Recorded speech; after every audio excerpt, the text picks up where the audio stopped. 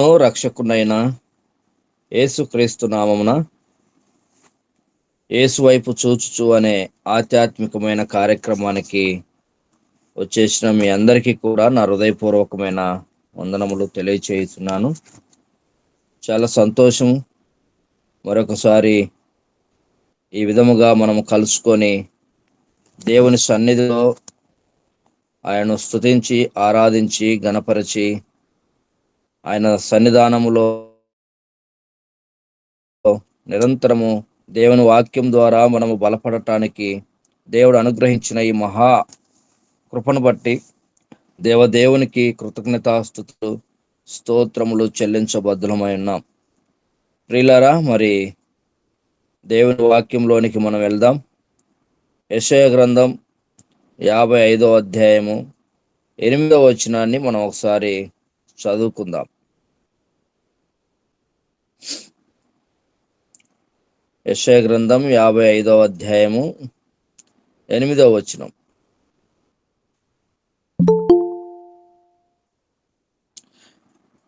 తీసి ఉంటే గిన ఎవరైనా చదివి వినిపించవలసిందిగా మనవి చేస్తున్నాను. నా తలంపులు మీ తలంపులు వంటివి కావు, మీ త్రోవలు నా త్రోవల వంటివి కావు, ఇదే యెహోవా వాక్కు. ఓకేనా, థ్యాంక్ యూ. చిన్న ప్రార్థన చేసుకుందాం. ప్రార్థన చేసుకొని దేవుని యొక్క వాక్యంలోనికి మనం వెళ్దాం.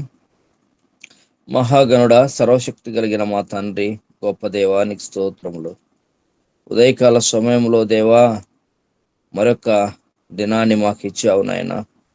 ఈ దినము కూడా మమ్మల్ని బ్రతికింప చేశావు, సజీవులుగా నిలబెట్టుకున్నావు కనుక నిన్ను స్తుతించి ఆరాధించి కనపరుస్తూ ఉన్నాం. సజీవులే కదా నేను స్తుతించేదని దేవాని వాక్యం మాకు తెలియజేస్తా ఉంది. అవును తండ్రి, మమ్మల్ని అందరినీ సజీవులుగా నిలబెట్టుకున్నావు, బ్రతికింప చేశావు, ఆయుష్ను పొడిగించావు.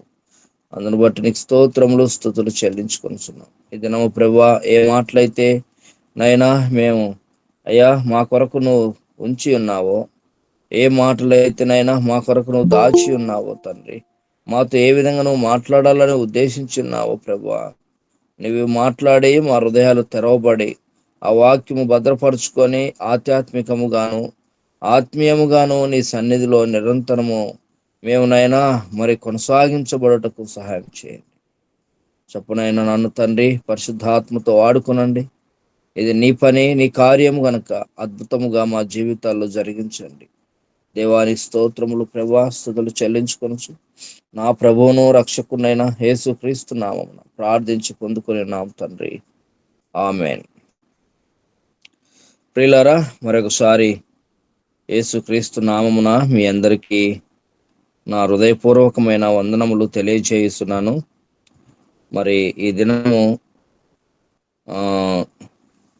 మా దగ్గర దేవుడు నాకు అనుగ్రహించినటువంటి జగనన్న కాలనీలో నేను ఈరోజు స్లాబ్ వేయడం జరుగుతుంది. బాగా బిజీగా ఉండేటువంటి దినం అయినను మరి క్రమముగా ఈ దినము నాది వాక్య సందేశం గనక నేను ఖచ్చితంగా వాక్య సందేశాన్ని అందించి తర్వాత నా కార్యక్రమాన్ని ప్రారంభించుకోవాలని ఒక ఆలోచనతో దేవుని సన్నిధిలో నేను వాయిదా వేయకుండా ఈ దినం కంటిన్యూ చేస్తున్నాను. అందరూ ప్రార్థించండి. ఈరోజు జరగనైన స్లాప్ గురించి దేవుడు అన్ని వనరులను వసతులను దేవుడు అనుగ్రహించలాగున మీరు అందరూ ప్రార్థనలు జ్ఞాపకం చేసుకునండి. ఇక మనం దేవుని వాక్యంలోనికి వెళ్దాం. దేవుని వాక్యంలో మనం చూస్తే యెషయా గ్రంథం 55వ అధ్యాయము 8వ వచనంలో ఒక మాటను మనం అక్కడ చూస్తా ఉన్నాం. ఏంటి అనంటే, నా తలంపులు మీ తలంపుల వంటివి కావు, మీ త్రోవలు నా త్రోవల వంటివి కావు, ఇది యెహోవా వాక్కు. ప్రియులారా, దేవుని వాక్యము మనము మరి దేవుని వాక్యాన్ని మనం జ్ఞాపకం చేసుకుంటే, దేవుని వాక్యం ఎలాంటిదనంటే మన జీవితంలో చాలా అద్భుతమైనదండి. దేవుని వాక్యము ఎవరైతే దేవుని వాక్యాన్ని తీసుకుంటారో వారి జీవితాలు మరి అంచెలంచెలుగా అభివృద్ధి చెందటానికి అవకాశం ఉంటుంది. ఫలభరితముగా మరి ఆశీర్వదింపబడటానికి అవకాశం ఉంటుంది. దేవుని వాక్యము ఎవరైతే నిర్లక్ష్యం చేస్తారో, ఎవరైతే దేవుని వాక్యాన్ని వినకుండా త్రోసివేస్తారో, వారి జీవితాలు చాలా మరి దయనీయమైనటువంటి స్థితిలోనికి వెళ్ళిపోతుందని చెప్పడంలో ఏమాత్రం కూడా సంశయం లేదు. కనుక ఒకసారి మనము ఆలోచిస్తే ఇక్కడ మీ త్రోవలు నా త్రోవల వంటివి కావు అనేది మనము మరి ఈరోజు తెలుసుకోబోతున్నటువంటి మాటలు. త్రోవ, దేవుని త్రోవలు వేరు, మానవుని యొక్క త్రోవలు వేరు. దేవుని యొక్క త్రోవ, ఆయన యొక్క మార్గము వేరండి. దేవుని యొక్క మార్గము వేరు, మానవుని యొక్క మార్గము వేరు. ఒకసారి మనము ఆలోచిస్తే దేవుని మార్గమునకు మానవుని మార్గమునకు వ్యత్యాసం ఏంటి అసలు అని మనం ఆలోచిస్తే, దేవుడు ఇక్కడ మనకు తెలియజేస్తా ఉన్నాడు, ఆయనే తెలియజేస్తున్నాడండి. ఆ విషయాన్ని మనం జ్ఞాపకం చేసుకోవాలి. దేవుడే మనకు తెలియజేయబడుతున్నటువంటి ఒక సత్యము కలిగినటువంటి మాట ఏంటంటే, మీ త్రోవలు వేరు, నా త్రోవలు వేరు అంటున్నాడు. ప్రియులరా, ఒక విషయాన్ని మీకు జ్ఞాపకం చేయాలని నేను ఇష్టపడుతున్నాను. ఒక ప్రదేశానికి వెళ్ళటానికి, ఒక ఊరు నుండి మరొక ఊరికి వెళ్ళటానికి మరి మార్గము ఒకటి ఉంటుంది. తర్వాత షార్ట్ కట్లో తొందరగా వెళ్ళాలంటే ఈ రూట్ కంటే ఇదిగో ఈ రూట్కి వెళ్తే, ఈ దారిలో వెళ్తే మీరు తొందరగా వెళ్తారు అని చెప్పి ఇంకొక మార్గం కూడా ఉంటుందండి. మామూలుగా ఉండవలసినటువంటి రోడ్డు ఉంటుంది, దానికంటే తొందరగా వెళ్ళాలంటే ఇంకొక మార్గం ఉంటుంది. కానీ ఆ మార్గంలో వెళ్ళాల్సినటువంటి వెహికల్స్ వెళ్ళటానికి ఇబ్బందికరంగా ఉన్నప్పటికీ ప్రజలు ఏం చేస్తారు అని అంటే, వెళ్ళాల్సినటువంటి మార్గము గుండా వెళ్లకుండా ఇదిగో ఈ రూట్లో వెళితే మనం తొందరగా మనం తొందరగా ఆ ప్రదేశానికి వెళ్తాం కదా అని ఆలోచించి, అది కష్టమైనా సరే, అది త్రోవ సరిగా లేకున్నా సరే, అది మరి కంపతో ఉన్నా సరే, ముళ్ళ కంపలతో ఉన్నా సరే, అది ఇబ్బందికరంగా ఉన్నా సరే, ఎలాగైనా ఆ రూట్నే ఎంచుకుంటారు. వెళ్ళాల్సినటువంటి రూట్లో అది మంచిగా నేల మరి తార్ రోడ్డుతో ఉండి మంచి నేల అయినా సరే ఆ రోడ్డు ఎంచుకోరు. ఎందుకంటే అది అటు పోతే చుట్టూ తిరిగిపోవాలి అని. అంటే ఒక ప్రదేశానికి వెళ్ళటానికి రెండు మార్గాలు ఎలా ఉంటాయో, ప్రియులారా, దేవుని దగ్గరికి మనం వెళ్ళాలి అనంటే, దేవునితో సహవాసము చేయాలి అనంటే, దేవుని సన్నిధానంలో మనం నిరంతరము ఆయనతో మనం కలిసి ఉండాలి. అది అలా ఉండాలి అనంటే ఆయన దగ్గరికి ఒక మార్గం అనేది మన కొరకు ఆయన ఏర్పాటు చేశాడండి. యేసుక్రీస్తు ప్రభువారు ఈ లోకానికి వచ్చినప్పుడు ఆయన 33.5 సంవత్సరాలు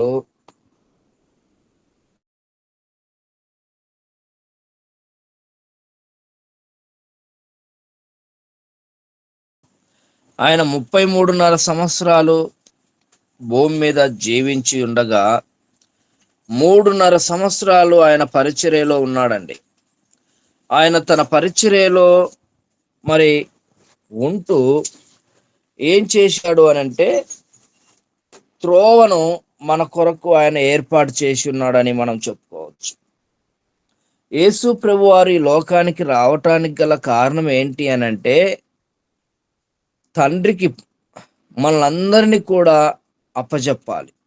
ఇంకా చెప్పాలంటే మనందరినీ కూడా ఆ పరలోకమునకు వెళ్ళటానికి మరి యేసుక్రీస్తు ప్రభువారు సాక్షాత్తు ఈ లోకానికి దిగి వచ్చినట్టుగా మనం చూస్తున్నాం. ప్రియులారా, దేవుని బిడ్డలారా, ఈ ఉదయకాల సమయంలో మరి దేవుని వాక్యాన్ని వింటున్న మనము ఆలోచించాల్సినటువంటి విషయం ఏంటనంటే, మనము ఏ త్రోవలో ఏ త్రోవ గురించి మనం ఆలోచిస్తున్నాం, ఏ త్రోవకు మనము మరి అర్హత కలిగినటువంటి వారిమి అనేది మనం ఆలోచించాల్సినటువంటి విషయం ఉంది. మనం చూశాము, యేసుక్రీస్తు ప్రభువారు ఆయన మార్గము ఆయన మార్గంలో మనం వాళ్ళందరినీ నడవాలని, మనం అందరం నడవాలని ఆయన మనుష్య కుమారునిగా ఈ లోకానికి దిగి వచ్చి తండ్రి చిత్తమును నెరవేర్చటానికి, తండ్రి చిత్తమును నెరవేర్చి మనలందరినీ ఒక చక్కనైనటువంటి మార్గంలోనికి నడిపించటానికి ఆయన ఈ లోకానికి వచ్చాడు. అది యేసుక్రీస్తు యొక్క త్రోవ. అయితే సాతాను త్రోవ కూడా ఉందండి. అది కూడా నరకానికి నడిపించేటువంటి త్రోవ. ప్రతి ఒక్కరి మనసును త్రిప్పి, ప్రతి ఒక్కరి మనసును ఆయన వైపు నుంచి డైవర్ట్ చేసి తనకు స్వాధీనం చేసుకొని మంచి వారిని కూడా సహితము మరి నరకంలోనికి నడిపించటానికి సాతాను ప్రయత్నం చేస్తుంది. ఇప్పుడు మనం చూస్తా ఉన్నాం, 2 మార్గాలు మన ముందున్నాయి. ఒకటి పరలోకానికి వెళ్ళే మార్గం, రెండోది నరకానికి వెళ్ళేటువంటి మార్గం. ఈ 2 మార్గాలకు సంబంధించిన అధిపతులు, అధినేత్రలు నిరంతరము పోరాడుతూ ఉన్నారు. వారు మన కొరకు పోరాడుతున్నట్టుగా మనం చూస్తున్నాం. సాతాను, దేవుడు ఇద్దరు కూడా మన పక్షాన ఉండి మరి ఒకరేమో పరలోకానికి నడిపించాలని ప్రయత్నం చేస్తున్నారు, ఒకరేమో నరకానికి నడిపించాలని ప్రయత్నం. ప్రియులారా, ఈ విషయాన్ని మనము చాలా జాగ్రత్తగా ఆలోచిస్తే ఈ యుద్ధము ఇక ఈ యుద్ధము ఆగిపోయేది కాదు, నిరంతరము జరిగేది. అయితే ఈ యుద్ధములో గెలవాలనే ఆసక్తి మనలో ఉండాలి. అది ఎలా అంటే, దేవునితో అనుసంధానమై మనం ఉండాలి. అప్పుడు దేవుడు మనలందరినీ కూడా ఆయన పరలోకములో చేర్చుకోవటానికి అవకాశం ఉంది. ఇక్కడ మనం గమనిస్తే, మీ త్రోవలు వేరు, నా త్రోవలు వేరు. దేవుని త్రోవ ఒకటి ఉందని మనం తెలుసుకున్నాం. మానవుని త్రోవలు అవి వ్యర్థమైనవి. ఎందుకు మానవుని త్రోవలు వ్యర్థమైనవి అని అంటున్నానంటే, మనిషి ఆలోచన ఎట్లా ఉంటుందంటే, సులభంగా మనము చేరుకోవాలి అనుకుంటారు, తొందరగా చేరుకోవాలి అనుకుంటారు, ఏ కష్టం లేకుండా మనము చేరుకోవాలి అనుకుంటారు. కానీ యేసయ్య త్రోవలో మనం అందరం ఉండాలంటే, యేసయ్య త్రోవలో మనం అందరము కలిసి నడవాలి అని అంటే సులువు కాదండి. అది అంత సులువు కాదు, చాలా కష్టం. పాపమును విసర్జించాలి, పాపపు ఆలోచనలను, పాపపు తలంపులను మనలోనికి రానియకుండా, మలినమును చేర్చకుండా మనము ఎలాగుండాలనంటే పరిశుద్ధంగా జీవించాలి. ఆయన సన్నిధానంలో, ఆయన త్రోవలో మనం నడవాలి అని అంటే మనము భూమి మీద ఎలాగుండాలంటే పరిశుద్ధమైనటువంటి జీవితాన్ని కలిగి జీవించాలండి. అపరిశుభ్రంగా ఉంటే ఆ త్రోవలో మనము నడవలేమండి. మన ఇష్టానుసారంగా మనం జీవిస్తూ ఉంటే, మనము దేవునికి లోబడకుండా మన మరి అవిధేయతగా మనం జీవిస్తూ ఉంటే ఆయన త్రోవలో మనము చేరుకోలేం. ఆయన త్రోవలో మనం చేరుకోలేం. కనుక ఈ ఉదయకాల సమయంలో దేవుని సన్నిధానంలో చేరిన మనం అందరము ఆలోచించాల్సిన విషయం ఏంటనంటే, నీ త్రోవలో మేము నడవాలి నాయన అని చెప్పి దేవుని సన్నిధానంలో మనము మరి ప్రార్థించే వారిగా మనం ఉండాలి. ఇక్కడ మరి మీ త్రోవలు వేరు, నా త్రోవలు వేరు అంటున్నాడు కదా. మన త్రోవలు ఏంటో ఒకసారి జ్ఞాపకం చేసుకుందాం. సామెతల గ్రంథము రండి, సామెతల గ్రంథంలో చూద్దాం. సామెతల గ్రంథము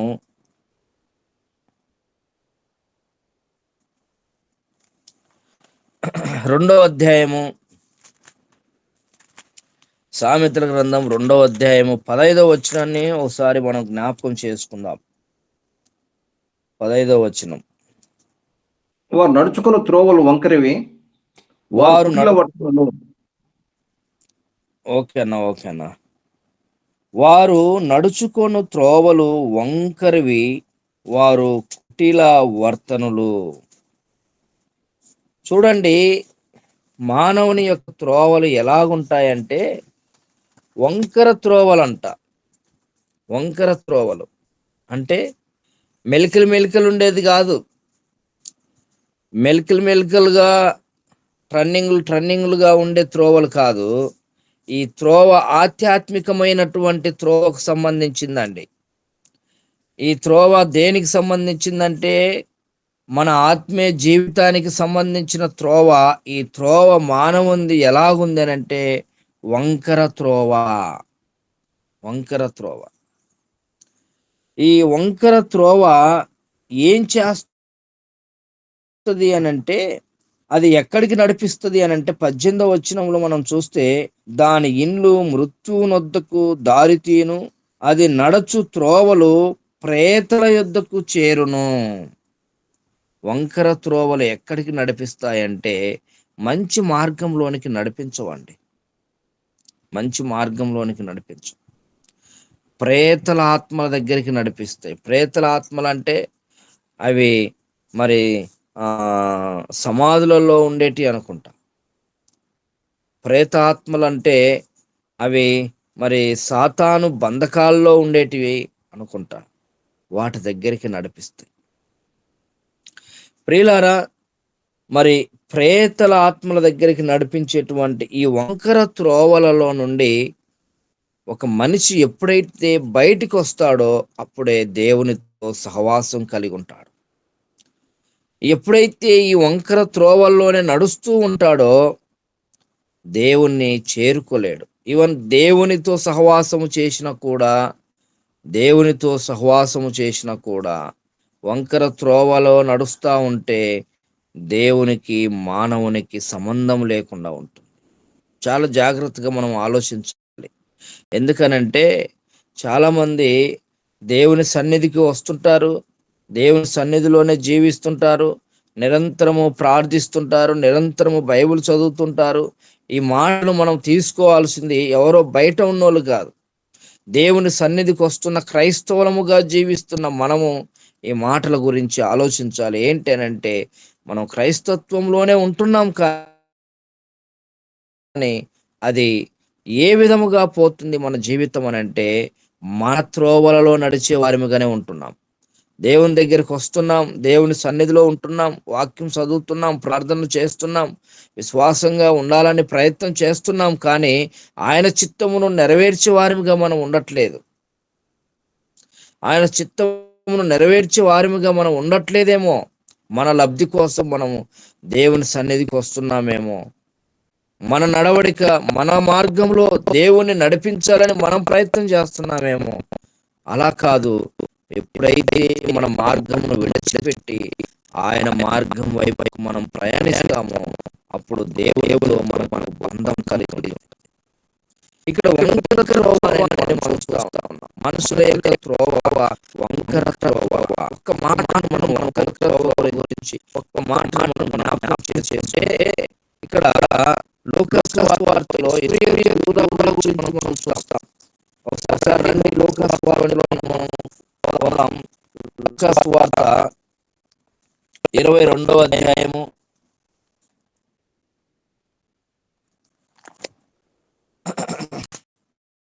47వ వచనాన్ని మనం జ్ఞాపకం చేసుకుందాం.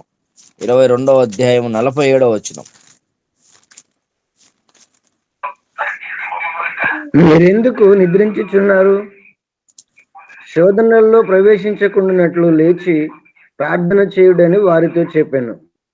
22వ అధ్యాయము 47 వచ్చి ఆయన ఇంకనూ మాట్లాడుతుండగా ఇదిగో జనులు గుంపుగా వచ్చి అనేక మందిలో యూదా తన అనబడిన వాడు వారికంటే ముందుగా నడిచి యేసు ముద్దు పెట్టుకున్నట్టుకు ఆయన వద్దకు రాగా యేసు యూదా ఇక్కడ ఒక వ్యక్తి ముందుగా నడుస్తున్నాడు. ఇస్కరియోతు యూదా అన్నటువంటి వ్యక్తి ముందుగా నడుస్తున్నాడు, అందరికంటే ముందుగా. ఇక్కడ జన సమూహం అందరున్నారు, ప్రజలున్నారు. తర్వాత యేసుక్రీస్తు ప్రభుతోటి 12 మంది శిశువులు ఉన్నారు. చాలా మంది అక్కడ జన సమూహం ఉన్నప్పటికీ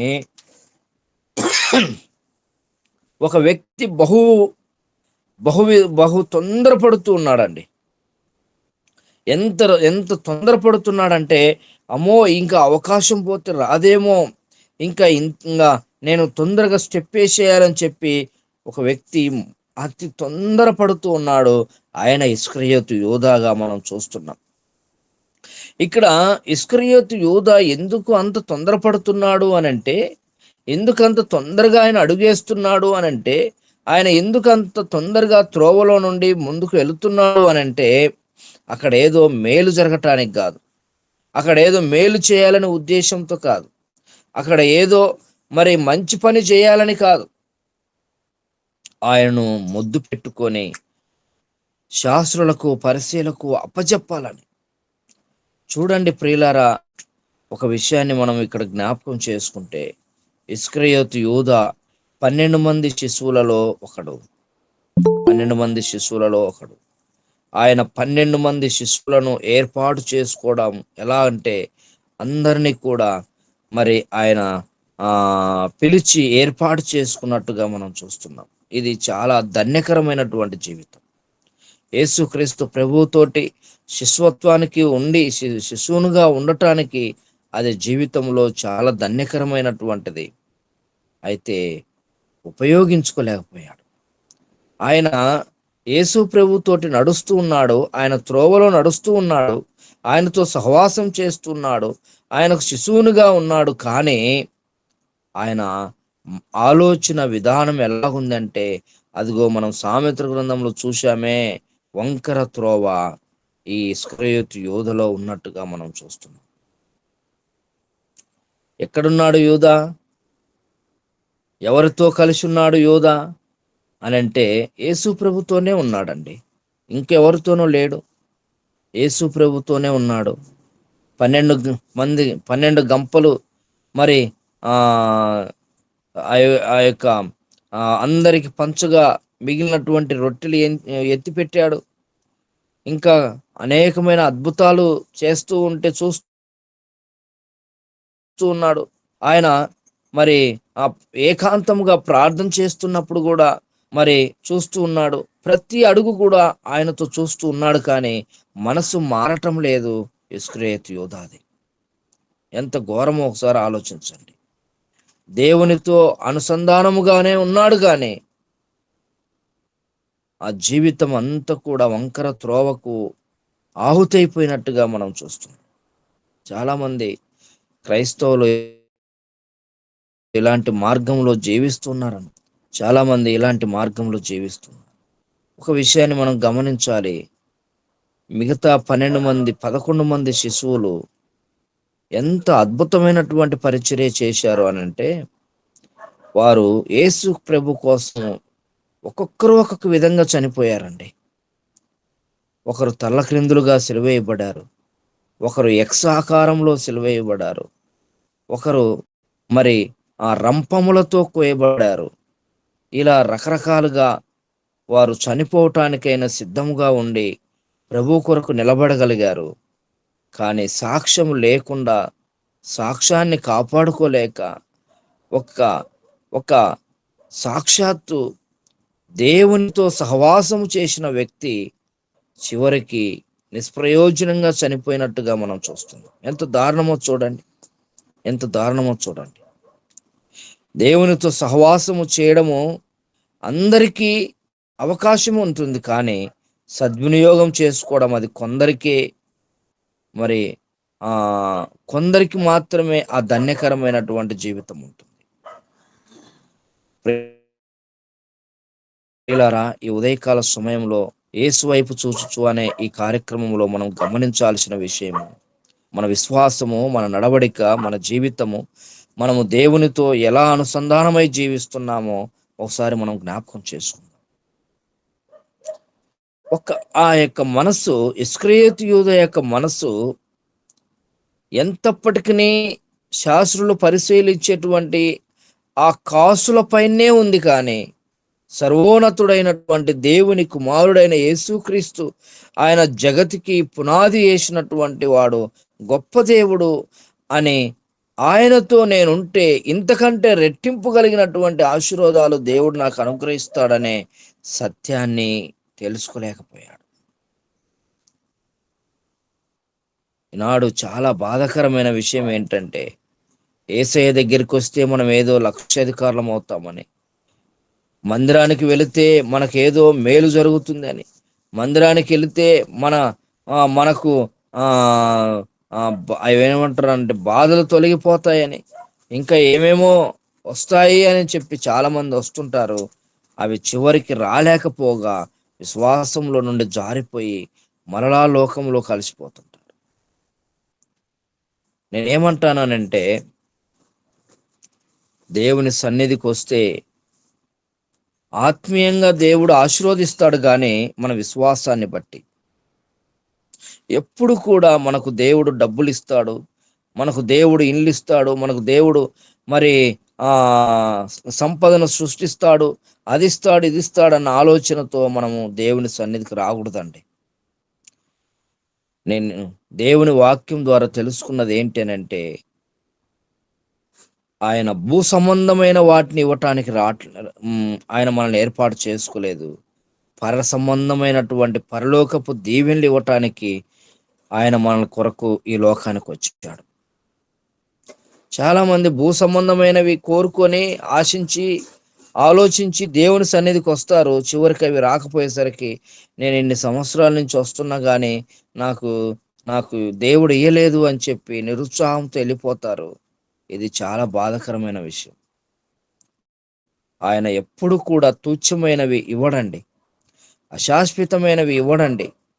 ఆయన ఎప్పుడు కూడా మరి ఆయన ఇచ్చే దీవెనలు, ఆయన ఇచ్చే ఆశీర్వాదాలు, ఆయన చేసే మేలులు, ఆయన చూపే కృప ఏంటేనంటే శాశ్వతమైనదేనండి, నిరంతరం ఉండేది.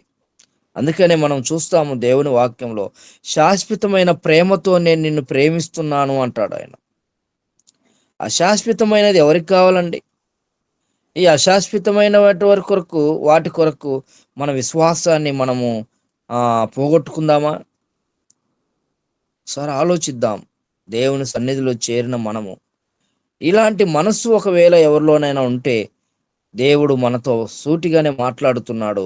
ఆ మనస్సును మనం తీసివేసుకోవడం చాలా బెస్ట్. పరలోకములో శాశ్వతమైనది మన కొరకు ఒక సింహాసనం ఉంటుందండి. మన కొరకు ఒక చైర్ వెయిట్ చేస్తూ ఉంటది. అందులో మనము ఆ చైర్లో కూర్చోవటానికి మనము సిద్ధ మనసు కలిగి విశ్వాసములో బలపడాలి. చూడండి, పేతురు గురించి మనం ఆలోచిస్తే, పేతురు 3000 మందిని ఒకరోజు ప్రభు వైపుకు త్రిప్పాడండి. ఇలా మనము 11 మంది శిశువుల గురించి మనం చదివితే, వారు 4 మూలలకు వెళ్ళి సువార్తను అద్భుతంగా చేసి అనేకులను ఆయన కొరకు ఏర్పాటు చేశారు. దేవుడు ఏర్పరచుకున్నందుకు అక్కడ వారు ఫలితాన్ని చూపించారు. ఆయన ఏ ఉద్దేశంతో అయితే ఈ 12 మందిని ఏర్పాటు చేసుకున్నాడో, ఆ ఉద్దేశాన్ని మిగతా 11 మంది నెరవేర్చినట్టుగా మనం చూస్తాం. కానీ నిష్ప్రయోజనకరముగా, ఉపయోగము లేకుండా చనిపోయినటువంటి ఒక వ్యక్తిని మనం చూస్తున్నాం. అతనే ఇస్కరియోతు యూదా. ఆయనతో సహవాసం చేసినప్పుడు ప్రయోజనకరముగా మన జీవితాలు ఉండాలండి. అప్పుడే ఆయన త్రోవలో మనం నడిచిన వారముగా ఉంటాం. ఆ త్రోవను ప్రజలందరికీ తెలియజేయటానికే ఆయన ఈ లోకానికి వచ్చాడు. ఈవెన్ బాప్తీసం ఇచ్చి యోహాను కూడా ఆయన త్రోవను సరళము చేస్తూ అనేకులను ఆయన త్రోవలోనికి నడిపించటానికి అరణ్యంలో సువార్త ప్రకటించాడండి. అరణ్యంలో సువార్త ప్రకటించాడు. అరణ్యంలో సువార్త ప్రకటిస్తూ ఆయన త్రోవలోనికి నడిపించటానికి అనేకులను ఆ త్రోవలోనికి నడిపించటానికి ఆయన మరి ఎంతగానో ప్రయాసపడినట్టుగా మనం చూస్తాం. అందుకనే అక్కడ ఉన్నటువంటి వారందరూ కూడా మేమేమి చేయాలనే ప్రశ్నలు ప్రజల్లో మొదలైతే, ఇదిగో నేడే రక్షణ దినము, ఈ దినమే మీరందరూ బాప్తిసం తీసుకోవాలి అని ఎవరికి చెప్పవలసిన సువార్త వారికి చెప్పి మరి బాప్తిసం ఇచ్చి యోహాను అక్కడ అద్భుతమైనటువంటి పరిచర్యను కొనసాగించినట్టుగా మనం చూస్తున్నాం. ఈవెన్ నీవు నేను కూడా మన అందరం కూడా ఏర్పరచబడింది దేని కొరకంటే ఈ త్రోవలో నడిపించటానికి. యేసు క్రీస్తు త్రోవలో, ఆ దేవుని త్రోవలో, ఆయన త్రోవలో నడిపించటానికే మనం అందరము కూడా పిలువబడాం. మన త్రోవలో నడవాలని కాదండి, మనకు సంబంధించిన త్రోవలో మనము వారందరిని నడిపించుకోవటానికి కాదు, యేసయ్య త్రోవలో మనం అందరము నడవాలని, ఆయన త్రోవలో మనం అందరము ఉండాలని ఆయన మనల్ని ఏర్పాటు చేసుకున్నాడు. కనుక మనం ఏం చేయాలంటే మన యొక్క వంకర త్రోవలను విడిచిపెట్టేసి ఆయన త్రోవలు మనం కనుగొనాలి. ఆయన యందు ఎవరైతే విశ్వాసం ఉంచుతారో, ఎవరైతే భక్తి కలిగి జీవిస్తారో, ఎవరైతే నమ్మకంగా ఉంటారో, ఎవరైతే ఆయన వాక్యమునకు లోబడి నిరంతరము మరి శుద్ధ హృదయముతో, మంచి హృదయముతో దేవుని సన్నిధిలో ఎవరైతే ఆయన్ను పూర్ణముగా ఆరాధిస్తారో వారు ఆయన త్రోవలో వెళ్ళటానికి దేవుడు అవకాశం ఇస్తాడు.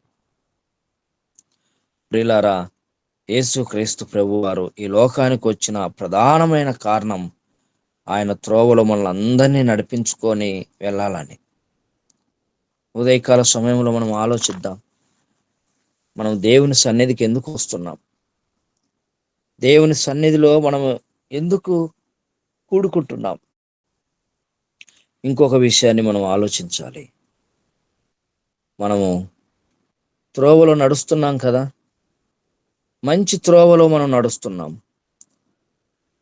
ఈ అనుభవం ఏంటో మనకు తెలుసు.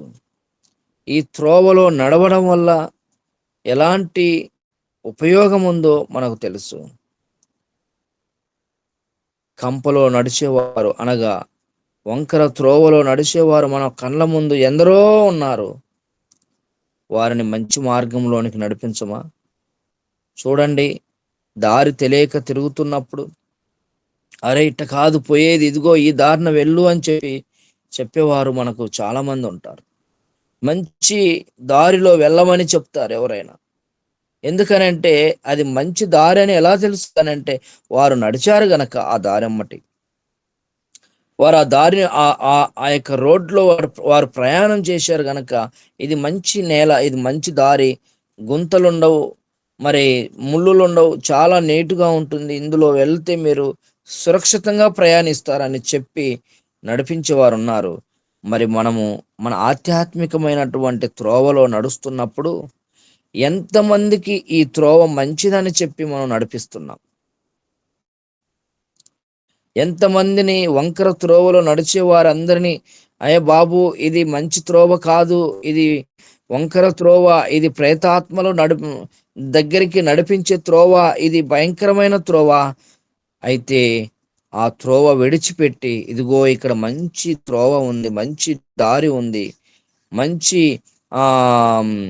మంచి దారి ఉంది, ఇందులోనికి మనం పోతే సురక్షితముగా యేసయ్య దగ్గరికి మనం వెళ్తాము అని చెప్పి ఎంతమంది ఈ త్రోవను పరిచయం చేసి ఇందులో నడిపించటానికి ప్రయత్నం చేస్తున్నారు అనేది ఈ ఉదయకాల సమయంలో మనం జ్ఞాపకం చేసుకోవాలి.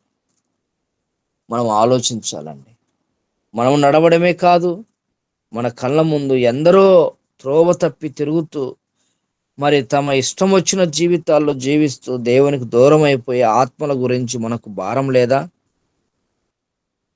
ఈ సంవత్సరము ఒక ఆలోచనతో మనం ముందుకెళ్దాం. ఆయన త్రోవలోనికి నడిపించటానికి మనం ప్రయత్నం చేద్దాం. దేవుడు ఈ మాటలు దీవించి మన ఎదుట ఆశీర్వదించును గాక. ఆమేన్. ఆమేన్. అయ్యగారికి సమయం అప్పచెప్తున్నాను. ఆమేన్ ఆమేన్. ఏలియా జనులందరి దగ్గరికి వచ్చి, ఎన్నాళ్ల మట్టుకు మీరు రెండు తలంపుల మధ్య తడబడుచుందురు? యెహోవా దేవుడైతే ఆయనను అనుసరించుడి, బయలుదేవుడైతే వానిని అనుసరించుడి అని ప్రకటన చేయగా, రెండు తలంపులు. పరలోకమునకు వేయబడు రాజమార్గము. రాజుగారు స్వయంగా వచ్చి ఆయననే మార్గమై మనలందరినీ నడిపించు మార్గము. వంకర మార్గములు ఉన్నాయి. రోజుకొక దేవుడు, రోజుకొక దైవము నెత్తికెత్తుకొని ఊరేగుతారు. ఎవరు జనులు? ఇశ్రాయేలు పిల్లలు. ఇశ్రాయేలు పిల్లలకు తెలియని మార్గమా? యెహోవా మార్గము తెలియదా? అరణ్యములో 40 ఏళ్ళు నడిచిన మార్గము, అన్నవస్త్రములనిచ్చి పోషించిన మార్గము, అద్భుతాలు ఎన్నో చేసిన మార్గము ఇశ్రాయేలు ప్రజలకు తెలియదా? బ్రతికించువాడు, పోషించువాడు, సంరక్షకుడు యెహోవా వంటి దేవుడు ఉన్నాడా? అయినను రెండు తలంపులు. బయలు పూజ. బయలును దేవుడు అనుకొని అనుసరించుట. జీవము గల యెహోవా అద్భుతములు ఎన్నో చేసి, ఆశ్చర్యములు, కార్యములు ఎన్నో చేసి నడిపించిన యెహోవా, ఆయననే దేవుడు. రెండు తలంపులు. దేవుడు నినివేకు పొమ్మంటే తర్షీషుకు పోతున్నాడు యోనా. వెళ్ళవలసిన మార్గము నినివే. ఆ మార్గము సువార్త మార్గము. ప్రకటించడానికి తర్షీషు ప్రజలు అన్యులే. ఆ కాలమందు ఇశ్రాయేలులు కాదు. ఇంగ్లాండు, తర్షీష్ అనగా ఇంగ్లాండు. ఇంగ్లాండు ప్రజలు అన్యులే, దేవుని ఎరగని వారే. వారి మధ్యకే పోతాను. నినివే అన్యులే.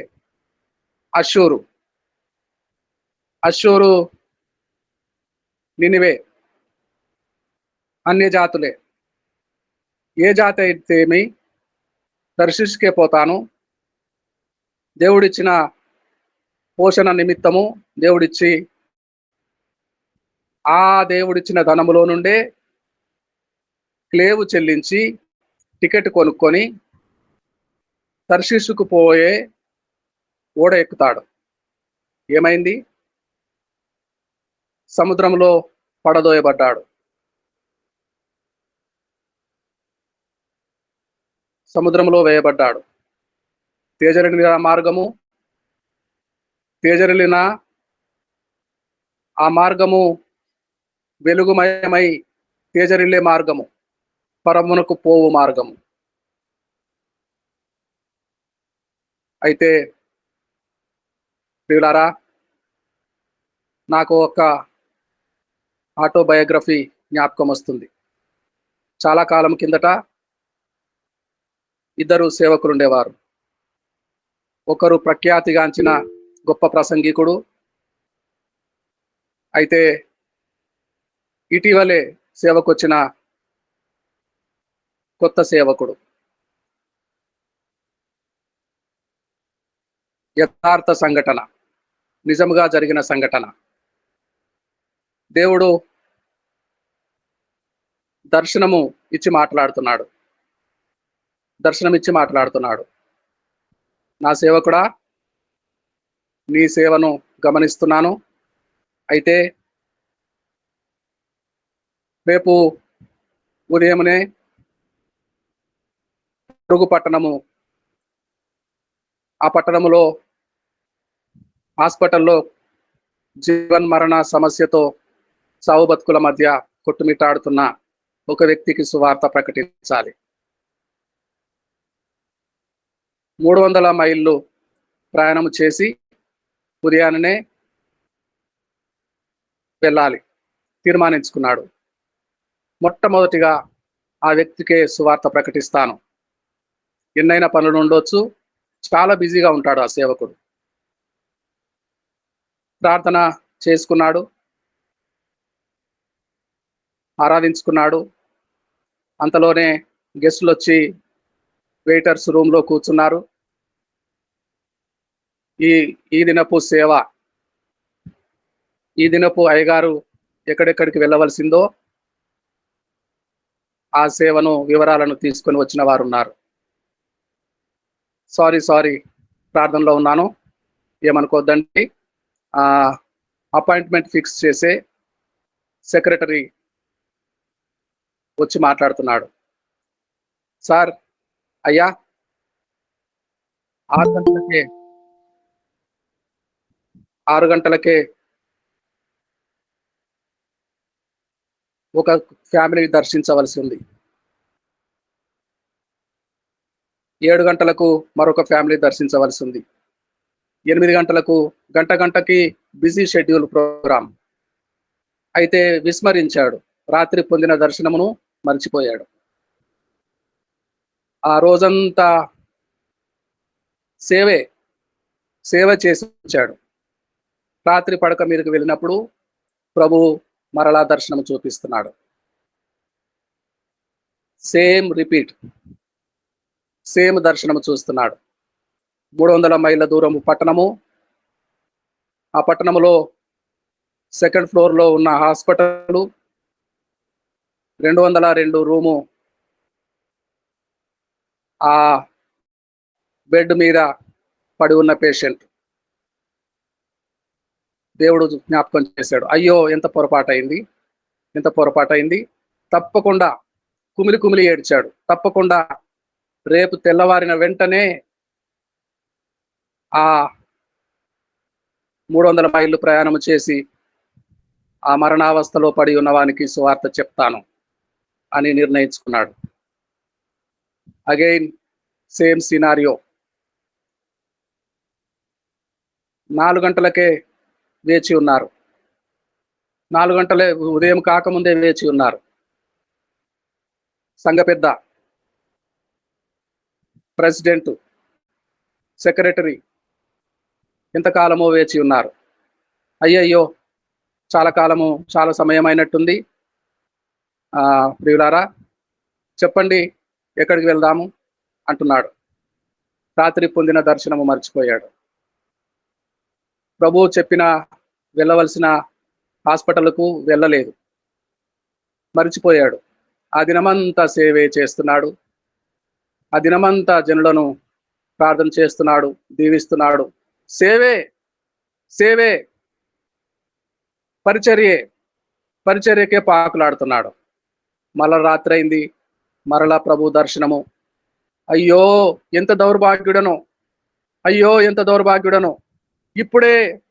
ఇప్పుడే 300 మైళ్ళు ప్రయాణం చేసి డ్రైవర్ను పిలుచుకొని ఇప్పుడే ప్రయాణమైపోతాను అని ప్రయాణమై వచ్చేసరికి తెల్లవారుతుండగా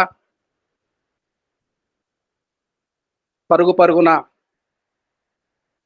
బూట్లు వేసుకోలేదు, నైట్ డ్రెస్లోనే ఉన్నాడు.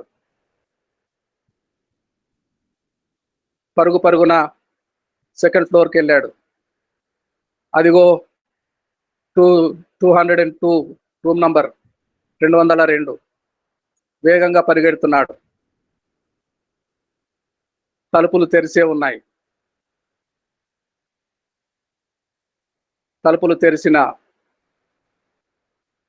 ఉన్నాయి.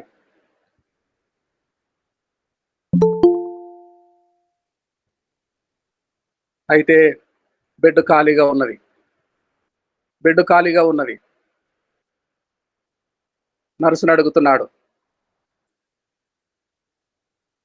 ఇక్కడ ఒక పేషెంట్ ఉండాలి కదండి, రొప్పుతూ ఆయాసంతో. అవునండి, ఆ చనిపోయాడు, ఇప్పుడే ఖాళీ చేశాము, మార్చరులో ఉండి ఉంటాడు, లేదంటే బంధువులు వచ్చి తీసుకుపోయి ఉంటారు. కుప్ప కుమిలి కుమిలి కుమిలి ఏడుస్తున్నాడు. అయ్యో, 2 రోజులు దర్శనము నిరర్థకము చేసి, దర్శనమునకు లోపడకుండా, విధేయత చూపకుండా, పరలోకము నుండి కలిగిన ఈ దర్శనముకు లోబడి విధేయత చూపిన పౌలు మాదిరిగా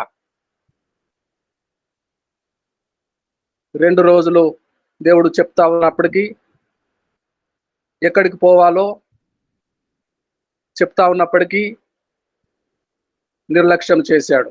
బిజీ షెడ్యూల్ అనుకున్నాడు. ఈనాడు కూడా కార్పొరేట్ చర్చెస్, కార్పొరేట్ లీడర్షిప్ వెళ్ళవలసిన మార్గం నినివే తర్షీషుకు వెళుతున్నారు. డబ్బు సంపాదన కొరకు తర్షీషుకు వెళుతున్నారు. అనేక మంది క్రిస్టియన్ లీడర్షిప్, కార్పొరేట్ లీడర్షిప్ పరిస్థితులు ఆ విధంగానే ఉన్నాయి.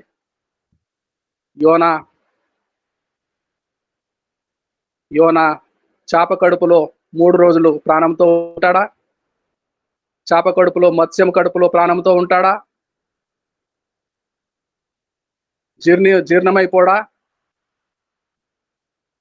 యెహోవా సెలవు పొందిన, ఆజ్ఞ పొందిన చాప 3 రోజులు నినివే పురానికి సమీపంగా సముద్రము తీరమున కక్కివేసింది. పశ్చాత్తాపడ్డాడు. నినివేకు పొమ్మంటే తర్షీషుకు పోతావా? పొరుగున ఉన్న పట్టణము 300 మైళ్ళ దూరము ప్రయాణము చేసి, హాస్పిటల్లో ఉన్న పేషెంట్ చనిపోక ముందు సువార్త అందితే ఎందుకు కుమిలిపోతున్నాడు? అయ్యో, నా వల్ల ఒక ఆత్మ నశించిపోయిందే అని ఏడుస్తున్నాడు.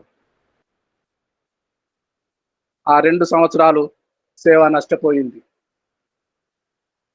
అప్పుడు 2 సంవత్సరాల తర్వాత పొరుగురికి వెళ్ళారు. తన గదిలో నుంచి బయటికి రావట్లేదు. పేరున్న సేవకుడే, ప్రఖ్యాతిగాంచిన వాడే, కార్పొరేట్ సేవకుడే. అప్పుడు పొరుగురున ఉన్న పట్టణము గడ్డాలు మీసాలు పెరిగిపోయినాయి. చేంజ్గా ఉంటుందని ఇంటివారు పొరుగురు పట్టణము తీసుకెళ్లారు.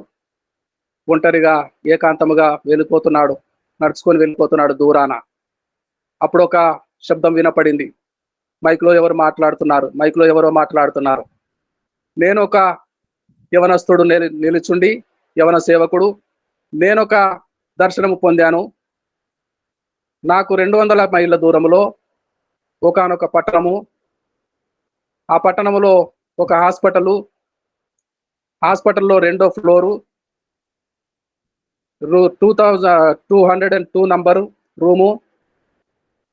అక్కడికి వెంటనే పరలోకం నుండి కలిగిన ఈ దర్శనమునకు లోబడి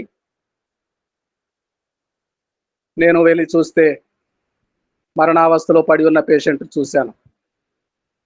ఎన్నోసార్లు క్రీస్తును అపహసించాడు. చివరికి అవసాన కాలంలో ఒప్పుకున్నాడు, అంగీకరించాడు, సువార్త అంగీకరించాడు. వెంటనే నీళ్లు తెప్పించి స్ప్రింక్లింగ్ ఇచ్చి బాప్తిసం ఇచ్చాను. హాయిగా ప్రభునందు నిద్రించాడు. సంతోషముతో, మహదానందముతో తిరిగి వచ్చాను. ఆత్మను పరలోకమునకు అప్పగించాను అని ప్రకటిస్తా ఉన్నాడు. అయ్యో, నేనెంత దౌర్భాగ్యుడను, నేనెంత దుష్టుడను, నినివేకు పొమ్మంటే తార్షీషుకు పోవాలనుకున్నాను, ఇదంతా సేవేననుకున్నాను అని కుమిలి కుమిలి ఏడుస్తున్నాడు. గుండెలు బాదుకుంటున్నాడు.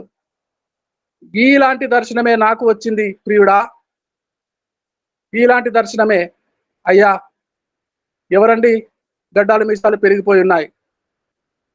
ప్రఖ్యాతిగాంచిన సువార్త సేవకుడు, ఎన్నో ఆత్మలు సంపాదించిన వాడు, యవనస్తుడు సేవకుడు కూడా ఆయన వాక్యము వినే మారు మనసు పొందుకున్నాడు, సేవకుడు అయ్యాడు. ఈనాడు కూడా అదే పరిస్థితి. ఇంత సేవ చేసి నినివేకు పొమ్మంటే తర్షీషుకు పోతున్నామా?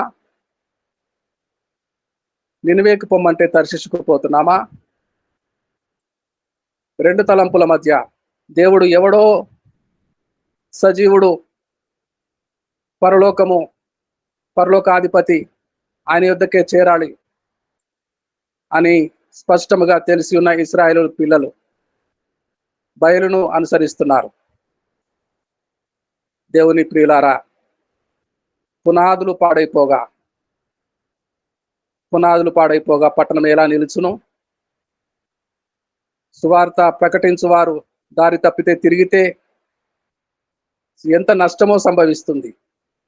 అయితే ఆ ప్రముఖ సేవకునికి ఇప్పుడు తెలిసింది, జ్ఞానోదయమైంది. యోనా నినివేకి ఒక్కడే. యేసు ప్రభుల వారి సువార్తను ప్రకటించడానికి ఈనాడు అనేకులు. పరిశుద్ధాత్మ దేవుడే ఆత్మలు సంపాదించేవాడు. Holy Ghost is the chief executive this soul winning campaign. ఆత్మల రక్షకుడు, ఆత్మల సంపాదకుడు పరిశుద్ధాత్మ దేవుడే అని గ్రహించిన 2 సంవత్సరాలు నష్టపోయిన సేవకుడు, 2 సంవత్సరాలు రూములో ఉన్న, తనకు తాను బంధించుకున్న, బాధపడిన, కుమిలిపోయిన సేవకుడు అప్పటి నుంచి మరలా ప్రభు పని చేయటం మొదలుపెట్టాడు. ఆ సేవకునికి మరలా అవకాశం దొరికింది. కానీ మనలో ఎంతమందికి మరలా ఛాన్సులు వస్తాయి? మనము చేయదలుచుకునేదే చేద్దాం. నినివేకు పొమ్మంటే నినివేకే పోదాం. డబ్బు సంపాదించడానికి తర్షీషుకు పోవద్దు ప్రియులారా. దేవుడు చక్కని సందేశం చేత మనందరినీ తట్టి లేపాడు. దేవుని పరిశుద్ధమైన నామమునకు స్తోత్రం కలుగును గాక. జాన్సన్ గారు చిన్న ప్రార్థన చేస్తారా? పరిశుద్ధమైన నీకు స్తోత్రం ప్రభువా, నీకు వందనాలయ్యా. గొప్ప దేవుడ, మహోన్నతుడ, మహాగుణుడ, నాయన నీకే మహిమ, నీకే ఘనత అయ్యా. నీ మాటకు నాయన విజేత చూపించే నాయన జీవితాలుగా ఇంకా పరిపూర్ణంగా పరిశుద్ధులుగా మారడానికి సహాయం దయచేయండి దేవా, నీకు స్తోత్రం. ఏది చేసినా నీ పరిచర్య, ఏది చేసినా నీ పని, ఏది చేసినా నాయన ప్రభువా ఇది నాయన వాక్యమే అనుకునే నాయన ఆజ్ఞాతిక్రమంలో, పాపములు, తప్పులు నాయన ప్రభు ఎన్నో నాయన ప్రభా నీకు ఆయాస్కరంగా, దుఃఖకరంగా ఉండే జీవితాలను ప్రభా నాయన అయ్యా నువ్వు మార్చమని అడుగుచున్నాను అయ్యా. ఇంకా మా ఆత్మీయ జీవితాలను ప్రభా కన్నులు తెరవమని అయ్యా నాయన ప్రభు నాయన నీకు మహింకరంగా ఇంకా నా ప్రభా నా ట్రాన్స్ఫర్ చేయమని అడుగుచున్నాను. దేవానికి స్తోత్రం. నా తండ్రి, వాక్యం వివరించిన నీ దాసులు నడిపిస్తాను. నీ దాసులు మీట్లో ఉన్న ప్రతి ఒక్కరిని కూడా, మమ్మల్ని అందరినీ కూడా ప్రభా దీవించమని, నింపి నడిపించమని, ఈ దినమంతా కూడా ప్రభా నీ పాదాల దగ్గర ఉండి గొప్ప వినయం కలిగి నన్ను దీనాత్మను కలిగి ఉండే జీవితాలు మాకు దయచేయమని యేసు నామమున స్తుతించి అడిగి వేడుకుంటున్నాను తండ్రి. ఆమేన్. పరమ తండ్రి దీవెనయు, ప్రేమయు, రక్షకుడు, విమోచకుడు, జీవమార్గమై మనందరినీ పరలోకమునకు రాజమార్గమై నడిపించుతున్న మార్గము, జీవము, సత్యము యేసు క్రీస్తు ప్రభుల వారి కృపా కనికరములను, పరిశుద్ధాత్మ దేవుని అన్యోన్య సహవాసమును కూడి ఉన్న భక్తులందరికీ, కుటుంబములన్నిటికీ, సేవకులందరికీ, ప్రతి వ్యక్తికి యేసు వైపు చూచుచున్న దర్శనము పొందుకొనుచున్న ప్రతి కుటుంబానికి, సార్వత్రిక సంఘంలో చేరిన వారికి అందరికీ సర్వదా సదాకాలము తోడై ఉండునుగాక. ఆమేన్. ఆమేన్. ఆమేన్. అందరికి వందనాలు సార్. వందనాలండి. అందరికీ వందనాలు. ఆమేన్. అందరికి వందనాలు. డాక్టర్ గారు ప్రైజ్ లార్డ్. అందరికీ వందనాలండి. God bless you all my dear friends. అయ్య గారు ప్రజలాడే